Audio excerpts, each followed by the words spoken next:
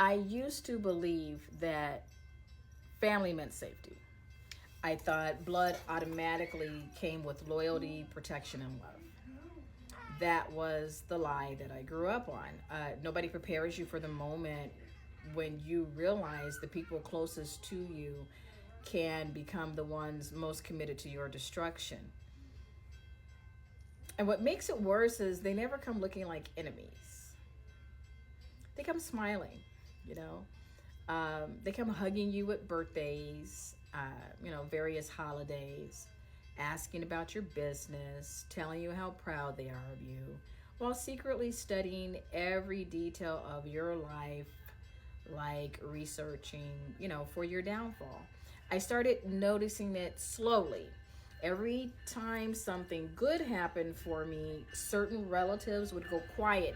I could feel the shift before I could explain it. If I bought something nice, suddenly I was showing off. If I stayed to myself, then I became stuck up. If I struggled, they called it karma. If I succeeded, they acted uncomfortable around me, like my growth offended them personally. I realize some people in your family only love the version of you that stays beneath them. Yeah. And family jealousy is dangerous because it comes wrapped in familiarity. These people know your childhood wounds.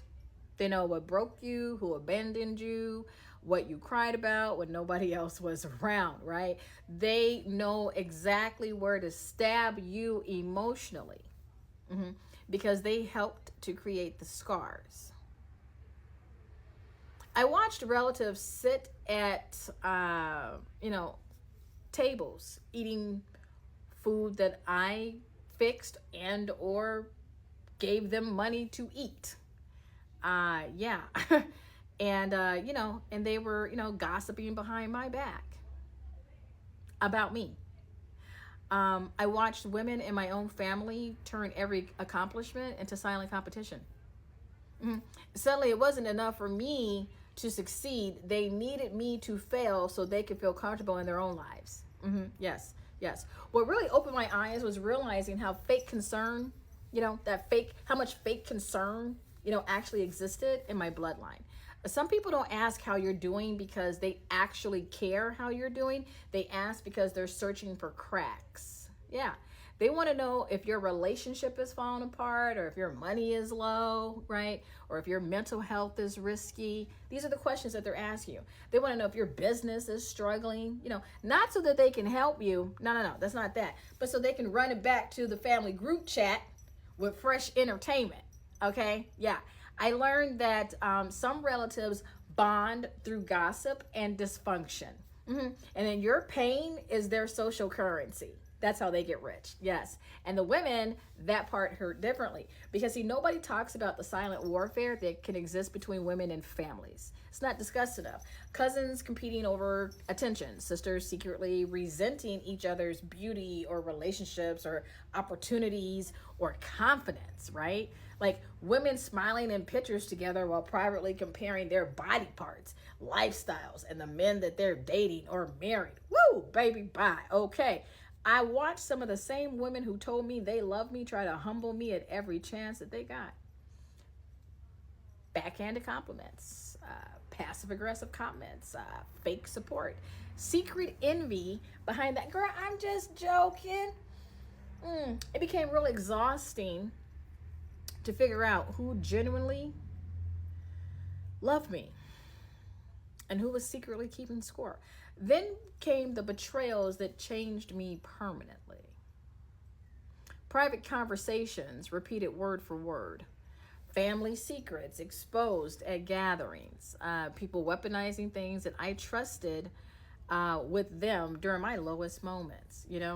Relatives celebrating my heartbreaks like they won something. It's just watching people who benefited from my kindness. Watching people who benefited from my kindness paint me as the villain. Woo.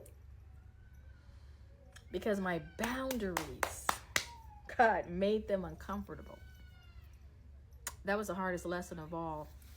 sometimes, like the more you heal, the more toxic, the more you heal, the more toxic people in your family start resenting your access to peace. It sounds strange, but it's true.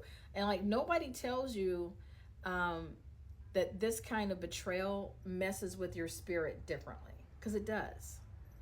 Um, because you keep trying to love people who are emotionally committed to misunderstanding you. Like nothing you do or say, they don't understand.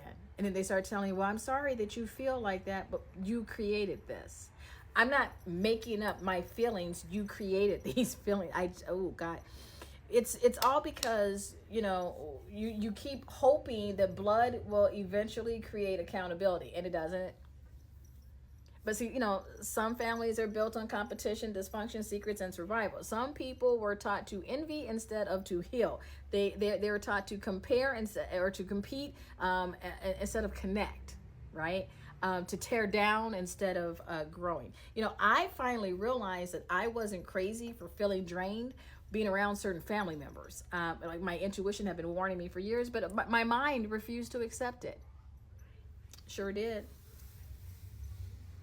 All those fake smiles and silence after good news that I gave out. You just disguise insults inside of, a compliment. My spirit noticed it long before my mind accepted it. The most terrifying realization of all is that sometimes your biggest enemies, they know your middle name. Grew up in the same house with you, and still expect front row seats to your life while secretly praying that you never become everything that you were born to be.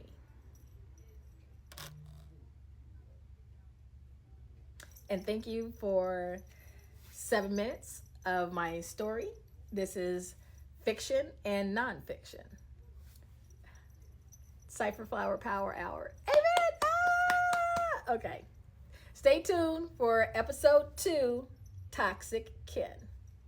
This was Frienemies.